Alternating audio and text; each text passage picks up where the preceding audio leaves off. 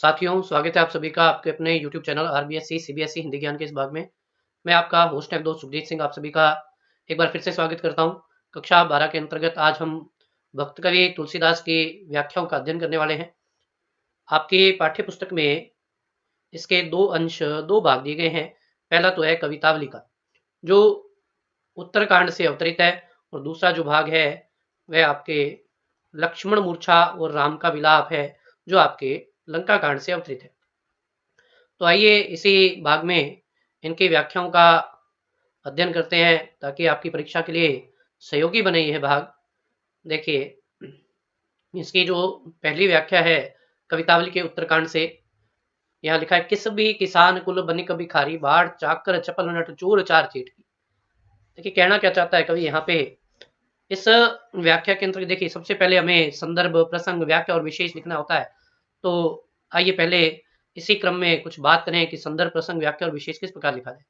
देखिए, आपको संदर्भ व प्रसंग इस प्रकार लिखना चाहिए कि प्रस्तुत काव्यांश हमारी हिंदी भाषा की पाठ्य पुस्तक आरोह भाग 2 में भक्त कवि तुलसीदास द्वारा रचित कवितावली के उत्तरकांड से अवतरित है। काव्यांश के माध्यम से कवि ने यह बतलाया है कि पेट की आग का शमन प्रभु राम की कृपा द्वारा ही संभव है, जिससे सभी कष्ट दूर हो सकते हैं। इस प्रकार आप इसका संदर्भ व प्रसंग लिखें, निश्चित रूप से अच्छे अंक प्राप्त होंगे। आइए अब इसकी जो व्याख्या है उसकी ओर बढ़ते हैं हम। देखिए, लिखा है, किस भी किसान कुल बनिक भिखारी, बाट चाकर चपल नट चोर चार चेटकी। देखिए, सबसे पहले यहाँ है किस भी का अर्थ होता है श्रमिक अथवा मजदूर।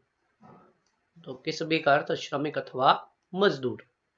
किसान कुल अर्थात किसानों का वर्ग अथवा समूह।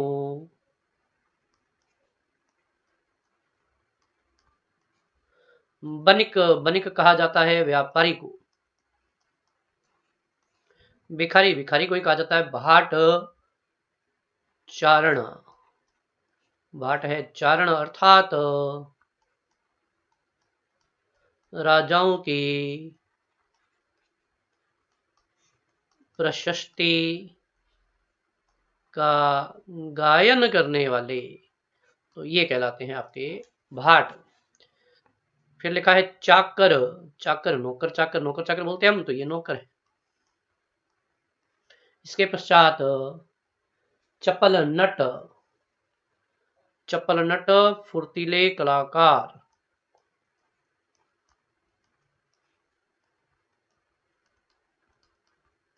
चोर तो चोर होते ही हैं। चार चार का अर्थ है दूत, जिसे हम संदेशवाहक भी कहते हैं। चेटकी। चेटकी अर्थात चेटकी कहा जाता है बाजीगर को, कलाबाजी दिखाने वाला। अब यहाँ पे कवि तुलसीदास क्या कहना चाहते हैं। कवि तुलसीदास कहते हैं कि प्रत्येक व्यक्ति अपने पेट की भूख का शमन करने के लिए अनेक प्रकार के कार्य करता है। जैसे श्रमिक निरंतर श्रम करता है, किसान खेती का कार्य करता है, व्यापारी व्यापार करता है, भिखारी भिक्षा मांगता है, और राजाओं की प्रशस्ति का गायन करने वाले केवल प्रशस्ति का गायन करके अपने पेट की आग का शमन करते हैं। नौकर नौकरी करते हैं, फुर्तीले कलाकार अपनी कला का प्रदर्शन करते हैं, चोर चोरी का कार्य करता है, संदेशवाहक दूसरों तक संदेश पहुंचाकर अपना पेट की आग का शमन करता है, और बाजीगर कलाबाजियां दिखलाते हैं। फिर लिखा, पेट को पड़त गुण घड़त चढ़त गिरी। पेट को पड़त, इसी पेट की आग के लिए कुछ लोग पढ़ते हैं।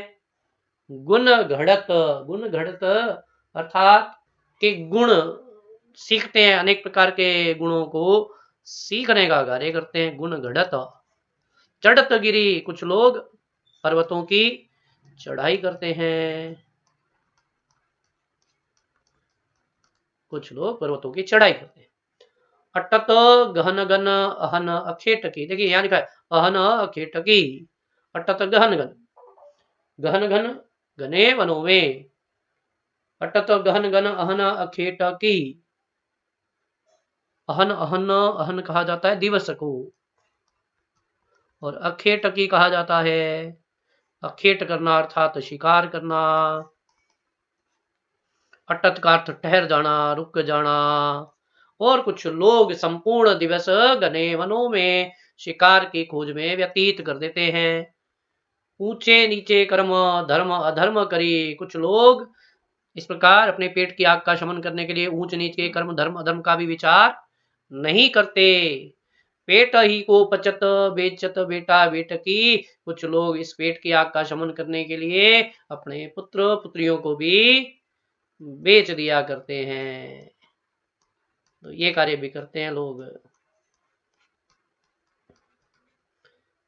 आगे देखिए क्या कहते हैं। तुलसी बुझाई एक राम घनश्याम ही ते, आगी बढ़वागी ते बड़ी है आगी पेट की। कवि तुलसीदास कहते हैं आगी बढ़वागी ते, आगी बढ़वागी ते, बढ़वागी ते अर्थात वाड़वाग्नि, वाड़वाग्नि अर्थात समुद्र में लगने वाली अग्नि। समुद्र की अग्नि, समुद्र में लगने वाली अग्नि। बड़ी है आगी पेट की, कहते हैं समुद्र में लगने वाली आग से भी बड़ी आग पेट की आग होती है। तुलसी बुझाई एक राम घनश्याम हित केस, अग्नि से केवल प्रभु राम की कृपा द्वारा ही बचा जा सकता है। केवल प्रभु राम यदि कृपा करे तो सभी प्रकार की दरिद्रता, भूख का शमन हो जाता है। हमारी सभी प्रकार की सांसारिक जो आग है वह नष्ट हो जाती है। तो यह व्याख्या आपको समझ में आ गई होगी। दूसरी व्याख्या की ओर चलते हैं। देखिए अब दूसरी व्याख्या हम पढ़ते हैं अभी। ये आपने संदर्भ व प्रसंग जान ही दिया। देखिए संदर्भ तो इतनी बात तो आपके जो कवितावली वाला अंश है उसमें आनी ही आनी है। उसके बाद प्रसंग बदल जाएगा, प्रसंग की बात साथ साथ हम करेंगे अवश्य। आइए दूसरी व्याख्या पढ़ते हैं। लिखा है दूसरी व्याख्या में, खेती ना किसान को भिखारी को, ना भीख बली बनिक को बने जना चाकर को चाकरी। जीविका विहीन लघु लोग सो सिद्ध्यमान सोच बस कहे एक एक सो कहा जाए का करी। देखिए ये जो व्याख्या है इसमें भी सबसे पहले हमें संदर्भ व प्रसंग की बात को जानना आवश्यक है। संदर्भ मैंने आपको पहले ही बतला दिया है किस प्रकार लिखा जाएगा। इसके प्रसंग की बात अब हम करते हैं। देखिए प्रसंग क्या है इसका, कि प्रस्तुत काव्यांश के माध्यम से भक्त कवि तुलसीदास संसार में व्याप्त दुख व दरिद्रता से पीड़ित जन को देखकर अपने आराध्य श्री राम के समक्ष निवेदन करते हैं, प्रार्थना करते हैं कि इस दरिद्रता रूपी रावण का नाश कर हम सभी पर कृपा करें। तो ऐसा यहाँ पे इसका प्रसंग है। देखिए क्या लिखा है। तो यहाँ पे कवि तुलसीदास ये कह रहे हैं हमसे कि जब व्यक्ति की विपरीत दशा आती है, बुरी दशा आती है, विपरीत समय आता है, तो विपरीत समय आने पर खेती ना किसान को, किसान के पास उसकी खेती नहीं होती। भिखारी को ना भीख, भिखारी को कोई भिक्षा नहीं देता। बलि इसका अर्थ आप लिखेंगे कि लोग इन्हें दान दक्षिणा भी नहीं देते, कोई दान दक्षिणा भी नहीं देता है। बनिक को बनिज, बनिज देखिए व्यापारी, व्यापारियों के व्यापार नहीं चलते। ना चाकर को चाकरी, नौकर चाकर से भी हमने बात की थी, नौकर को कोई नौकरी भी नहीं देता है। जीविका विहीन, जीविका विहीन का अर्थ होता है अपनी अपनी आजीविका से रहित हो जाने वाले लोग। सिद्धेमान, सिद्धेमान अर्थात दुखी, दुखी होकर सोच में डूबे रहते हैं और कहीं एक एक अनसो एक दूसरे से ये कहते हुए पाए जाते हैं, कहाँ जाई का करी, कि अब हम भला कहाँ जाएं और क्या करें, कहाँ जाएं क्या करें।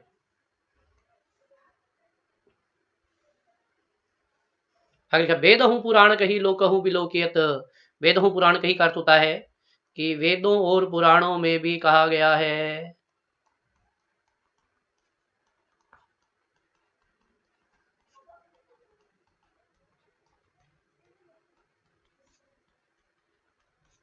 आगे लिखा, लोक हूँ बिलोकित, लोक हूँ लोगों के द्वारा, बिलोकित का अर्थ होता है देखा जाना, तो लोगों के द्वारा देखा भी गया है। सांकरे सबे पे राम, सांकरे का अर्थ होता है संकट, दुख, कष्ट, सभी पे, जब सभी पे संकट आया है तो राम रे, राम रे अर्थात आप ही, हे प्रभु आप ही ने हम सब पर कृपा की है। दारिद्र दशानन, दारिद्र दशानन, देखिए यहाँ पे दारिद्र दशानन में इसका अर्थ है दरिद्रता रूपी रावण। कहते हैं दारिद्र दशानन, इस दरिद्रता रूपी रावण ने दबाई दुनी, अर्थात हम सभी को अपने वशीभूत कर लिया है, संसार को दबा दिया है। हे दीन बंधु, अर्थात दीनों पर कृपा करने वाले, अर्थात राम।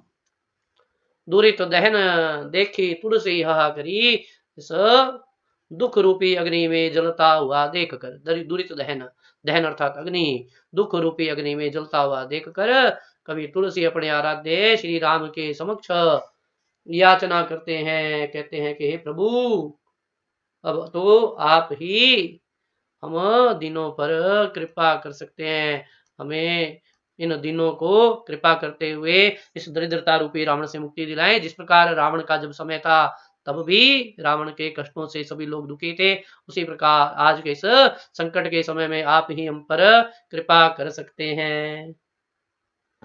देखिए, अब यदि आपसे प्रश्न पूछा जाए कि तत्कालीन समाज में आने वाली संकट की स्थिति पर तुलसी ने क्या कहा, तो उसका उत्तर भी इसी व्याख्या में आपको मिलेगा। इसके अलावा देखिए, यहाँ रूपक अलंकार की बात आई है, यहाँ रूपक अलंकार की बात आई है। विशेष में लिखना हो तो आप दारिद्र दशानन, ये दारिद्र दशानन इस पंक्ति को लिखकर यहाँ पे लिख सकते हैं कि रूपक अलंकार का प्रयोग हुआ है। संपूर्ण कथन लिखना, इतना सा मत लिख देना। दारिद्र दशानन दबाई दूनी में रूपक अलंकार का प्रयोग किया गया। इसके अलावा दुरित दहन, दुख रूपी अग्नि में, इसमें भी रूपक अलंकार का प्रयोग हुआ है। इसके अलावा दुरित दहन देखी में अनुप्रास अलंकार का प्रयोग हुआ है। इस प्रकार इसके अलावा कवि तुलसी की जो भाषा है उसमें अवधि व ब्रज भाषा का समावेश देखने को मिलता है, तो ये भी आप लिख सकते हैं। इसके अलावा तुलसी में तत्सम शब्दावली का प्रयोग भी देखने को मिलता है। इसके अलावा वर्तमान की संकट की स्थिति का स्पष्ट चित्रण किया गया है, तो ये भी बात आप इसमें भली भांति लिख सकते हैं।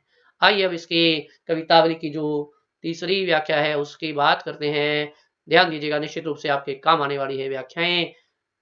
लिखा है इस व्याख्या में, दूत कहो अब दूत कहो, रजपूत कहो जुलाहा कहो को। देखिए, अब वही बात कि पहले हमें संदर्भ व प्रसंग का ज्ञान रखना चाहिए, तो अब पहले मैं आपको इसका प्रसंग बतलाता हूं। देखिए, ये रहा इसका प्रसंग कि प्रस्तुत काव्यांश के माध्यम से भक्त कवि तुलसीदास संसार में व्याप्त जातिगत भेदभाव का विरोध करते हुए कहते हैं कि संदर्भ तो आपको ज्ञात ही है, किस प्रकार लिखना है।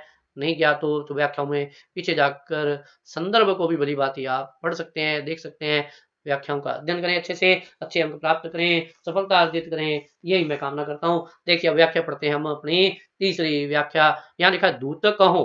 देखिए, दूत का अर्थ होता है त्याग देना या त्यागा हुआ। अवधूत का अर्थ होता है सन्यासी। रजपूतु का अर्थ राजपूत। जोलहा का अर्थ जुलाहा। यहाँ पे भक्त कवि तुलसीदास कहते हैं कि चाहे कोई मुझे त्यागा हुआ कहे अथवा कोई मुझे सन्यासी कहे। देखिए, आप सभी जानते हैं कि कवि तुलसीदास जो है अपनी पत्नी के वचनों से विरक्त होकर उन्होंने वैराग्य धारण कर लिया, संसारिकता को त्याग दिया। इसे कहते हैं चाहे कोई मुझे त्यागा हुआ कहे, चाहे कोई मुझे वन में रहने वाला सन्यासी कहे, चाहे कोई मुझे राजपूत कहे अथवा कोई मुझे जुलाहा कहकर संबोधित करे। कहते हैं मुझे इस बात की कोई परवाह नहीं है। काहू की बेटी सो बेटा ना ब्याहब। कहते हैं क्योंकि मुझे भला कहाँ किसी की बेटी से अपने बेटे का विवाह करना है, इस कारण मुझे किसी की बात की कोई परवाह नहीं है। अर्थात मैं अपनी जाति को दूसरों से श्रेष्ठ नहीं बतलाना चाहता। काहू की जाति बिगाड़ना सो, और ना ही मुझे किसी अन्य की जाति को बिगाड़ने का कोई शौक है। मैं किसी की जाति को भी बिगाड़ना नहीं चाहता, अर्थात किसी की जाति को अपनी जाति से निम्नतर प्रदर्शित नहीं करना चाहता हूं। तुलसी सरनाम, सरनाम का अर्थ होता है उपनाम। कहते हैं तुलसी उपनाम का यह जो व्यक्ति विशेष है वह तो अपने आराध्य श्री राम का ही गुलाम अर्थात दास है। जाको रुचे, रुचे रुचि कर लगे, अच्छा लगे। जाको रुचे सो कहे कछु, कि जिसे जैसा अच्छा लगे वह चाहे कुछ और भी कह ले।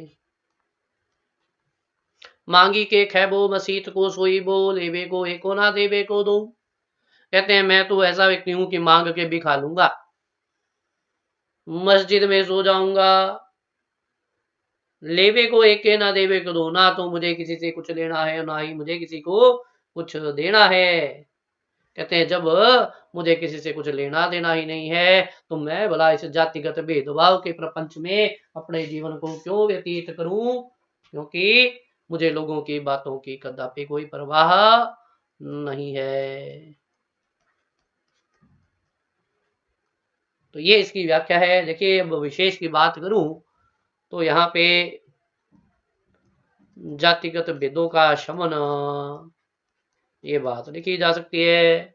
मैंने आपको पहले ही कहा अवधि व ब्रज भाषा का प्रयोग कवि तुलसी ने किया है। इसके अलावा तत्सम शब्दावली कवि तुलसी के काव्य में उसकी प्रधानता देखने को मिलती है। इसके अलावा देखिए यहाँ लिखा है किसी से ना कुछ लेना ना कुछ देना। देखिए लेबे को एको ना देबे को दो, यहाँ पे आपके लक्षणा शब्द शक्ति का प्रयोग किया गया है, तो आप ये भी लिख सकते हैं। इसके अलावा बात करें